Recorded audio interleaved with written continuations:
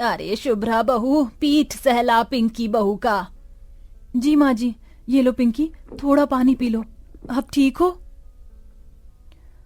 जी जेठानी जी। सासू माँ, पिंकी कुछ ज्यादा ही उल्टियों पर उल्टियां नहीं करी जा रही है? ऐसे में उल्टियां होती हैं बहू।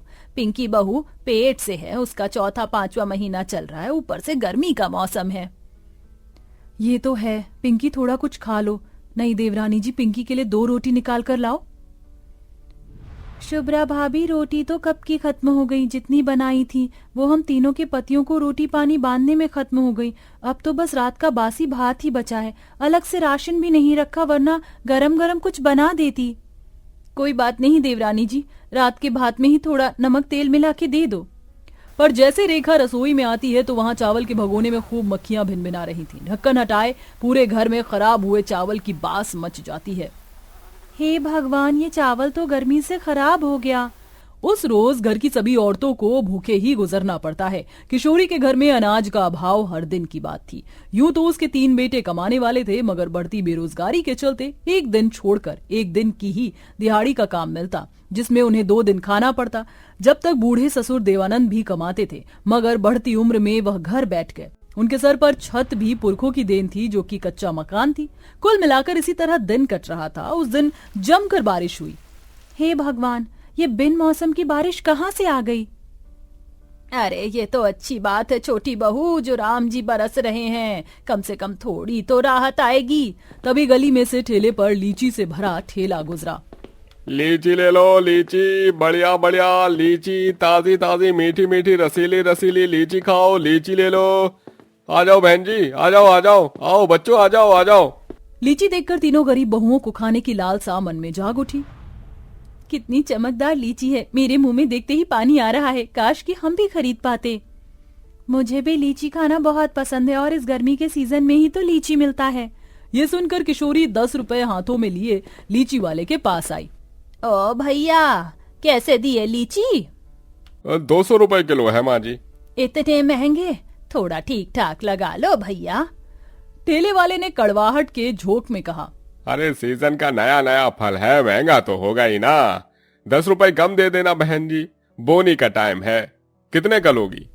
बस 10 रुपए के चाहिए था। 10 रुपए में लीची खाएंगी, मुंह देखा है? चलो हटो यहाँ से। ठेले वाला धक्का मार कर चला जाता है। शाम ढले तीनों भाई पसीना पसीना हुए घर आते हैं। अरे आ गए बेटा तुम लोग। हे भगवान, इतनी शाम में भी घर ईंट भट्टे जितना तप रहा है। गर्मी का पारा भी तो इतना ज्यादा बढ़ा हुआ है। जून का महीना है। अरे सुनती हो शुभ्रा, जरा ठंडा पानी पिला दो। जी लाई। पानी की एक घूंट गले से उतरते तीनों की शक्लें बन जाती हैं। हाँ, अरे कहाँ से लाई हो ये खौलता हुआ पानी? मटके में से पानी मांगा था तुमसे। जी मटके में से ही तो लाई हूँ।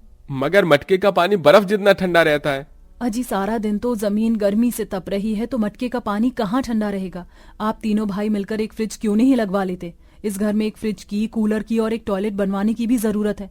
आप मर्द लोग थोड़ी ना समझेंगे। लाइन लगाकर सरकारी टॉयलेट में जाने में कितनी शर्म सी आती है। अरे हम तीनों भाई भी तो लगे पड़े हैं, ऊपर से काम धंधा भी नहीं है, और जितना हम कमाते हैं उसमें तो तुम्हारा और हमारा पेट ही भरवा सकते हैं। हमारे पास नोट छापने की मशीन थोड़े ना है। माँ पिताजी आप लोग मत लड़ो ना। तुम सबको शर्म नहीं आ रही है क्या? तुम्हारा झगड़ा देखकर रिंकू कितना रो रहा है। और तुम तीनों से अगर यहाँ रहकर कुछ नहीं होता तो शहर जाके कमाते क्यों नहीं? माँ बिल्कुल ठीक कर रही है भैया, सभी के घर तरक्की कर रहे हैं, एक हमारे घर को छोड़कर। विचार बनाकर अगले दिन तीनों शहर चले जाते हैं। अब उन्हें गए 1-1.5 महीना गुजर जाते हैं। मकान मालिक उन्हें दुखी करने लगता है। आखिर तुम सास बहू कब भरोगी मेरा किराया? जी हमारे पति कमाने शहर गए हैं, उनके आते हम किराया चुका देंगे। बहुत झांसा दे दिया तुमने, 3 महीना के किराया गिर चुका है। चलो निकल जाओ मेरे घर से अब। देखिए इतने निर्दयी मत बनिए, बस इस धधकती गर्मी के मौसम में हम कहाँ जाएंगी? अरे जाकर चुल्लू भर पानी में डूब मरो तुम सास बहुएं, पर मेरी जान छोड़ो। बेचारी तीनों बहुएं तपती धूप में अपने बूढ़े सास ससुर के साथ निकल जाती हैं, जहां दोपहर के उस वक्त तेज लू बह रही थी और सूरज पूरी तरह चमक रहा था। जानवर छाए की तलाश में बेहाल पड़े थे। जीजी बहुत पाँव जल रहा है। समझ सकती हूँ देवरानी जी, ये लो मेरी चप्पल तुम डाल लो। माँ, बहुत धूप लग रही है, घर चलो ना। घर सुनते ही शुभ्रा रो देती है। घर घर तो बचा ही नहीं मेरे लाल। भटकते भटकते गरीब सास बहुएं छांव ढूंढती हुई दूर जंगल में आती हैं। पसीनों से पूरा शरीर भर गया है। बहू चलो यहीं बैठ जाओ, थोड़े बहुत पत्ते तो हिलेंगे डुलेंगे तो हवा लगेगी। तभी पिंकी पेड़ को सूखा देखती है। हे भगवान, देखो तो बेचारे इस पेड़ की जड़ें गर्मी से कितनी सूख गई हैं। इसमें पानी डाल देते हैं। भाभी आप बैठो, हम दोनों डालते हैं। दोनों बहुएं गर्मी से बेहाल तपती धूप में तालाब के पास आती हैं, जहां एक हिरन तालाब से पानी पी रहा है। रेखा, वो देखो कितना प्यारा हिरन है। तभी एक तीर उस हिरन को आकर लगता है। जान बचाते हुए वह भागकर बहू के पास में आता है।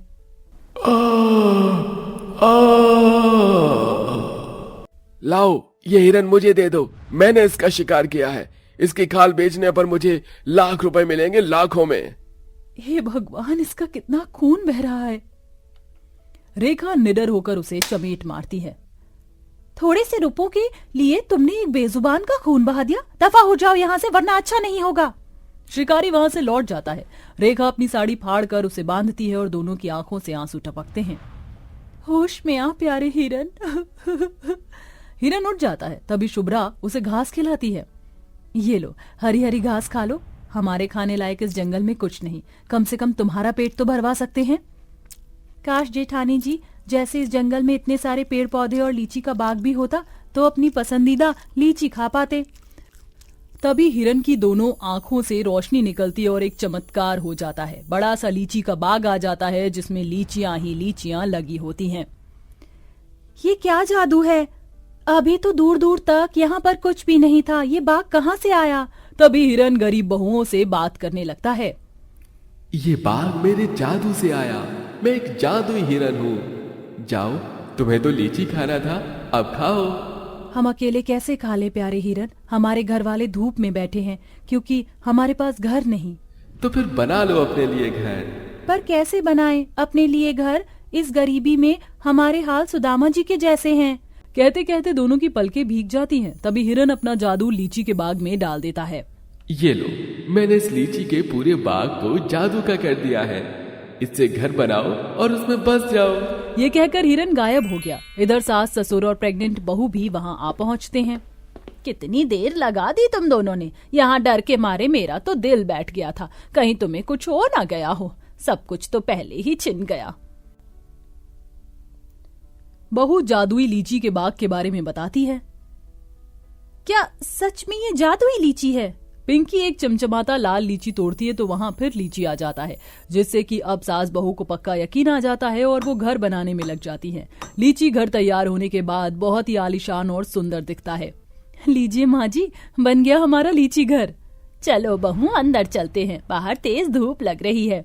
अरे वाह, इस लीची घर में से कितनी अच्छी खुशबू आ रही है। हाय दैया, मैं तो थक कर चूर हो गई। अरे बहू, जरा एक गिलास ठंडा पानी तो पिला। माँ जी, ठंडा पानी मांग रही हैं, कहाँ से लाएं? यही दे देती हूँ। हाय हाय, ये पानी है कि तेजाब, गला जल गया। पता नहीं हम गरीब सास बहू का भाग्य कब जागेगा, कब हमारे घर में एक फ्रिज आएगा जब हमें भी ठंडा पानी नसीब होगा।